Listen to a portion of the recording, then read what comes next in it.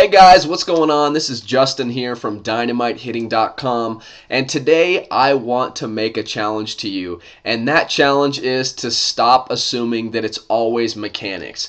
Now, what do I mean by that? Well, I see this all the time, all the way from youth baseball to professional baseball. Big league guys still do this, and it's tough because when you're in a slump or when you have a bad game, you automatically want to figure out what's wrong. What did I do wrong? What did I do wrong? And the problem with that is that's fine to figure out what you did wrong, but the issue is that you automatically go to, okay, it's got to be something mechanical. When, if the saying is true, baseball is 90% mental, or, 90% of baseball is above the shoulders, then why do we focus on the mental approach, the mental side of it so little? And that's really what I want to challenge you to do today, is to stop automatically assuming it's mechanics. So whether you strike out, say you fly out to the center fielder 3 times in a game and you go 0 for 3 or 0 for 4.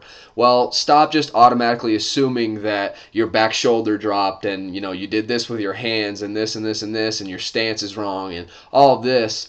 First of all, that's going to absolutely eliminate any sort of confidence you may have in the box. And second of all, it could be something as little as, okay, well, first of all, I swung at a curveball when, on the first pitch when I was actually sitting fastball, so I wasn't ready to hit the curveball. First of all, you should have let that pitch go and wait for your fastball. And then secondly, it could have been that you just hit the bottom half of the ball. Obviously, if you hit the bottom half of the ball is going to fly upward and it's going to be a fly ball and you're going to fly out. So just don't automatically assume anything mechanical, okay? That's my biggest challenge to you, because I see guys all the time, they strike out, they pop up, they roll over a ground ball to the third baseman a couple times in a single game, and then all of a sudden it's absolutely all about mechanics. And they'll take themselves aside, coaches will take them aside and say, hey, I think you're doing this.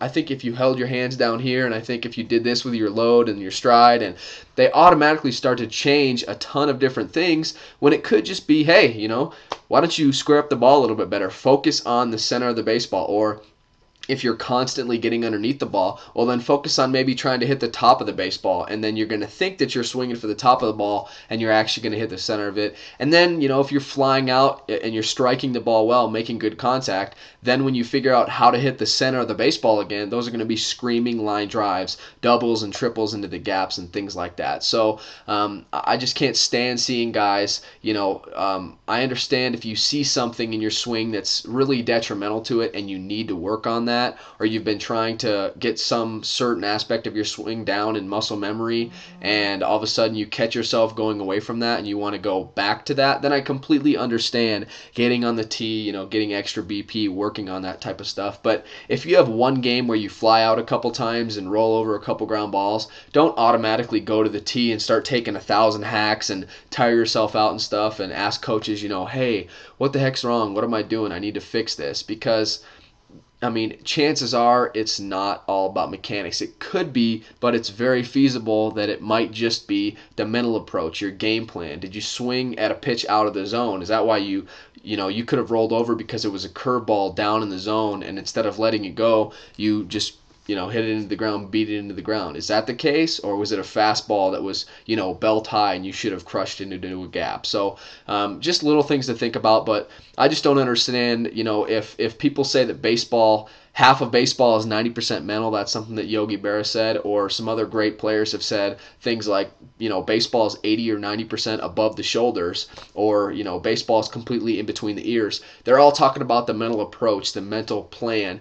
And if they're saying that 80 to 90% of successful baseball players have mastered the mental game, then why are we focusing on it so little? So that's just some food for thought. Hopefully you've enjoyed this, and I just want to challenge you to stop automatically thinking, oh, I had a bad game, I flew out twice, I grounded out once, I struck out, it must be something mechanical, I need to completely change my swing. And that's not what you need to do the majority of the time. So hopefully you've enjoyed this video. If you have, please share it with your friends.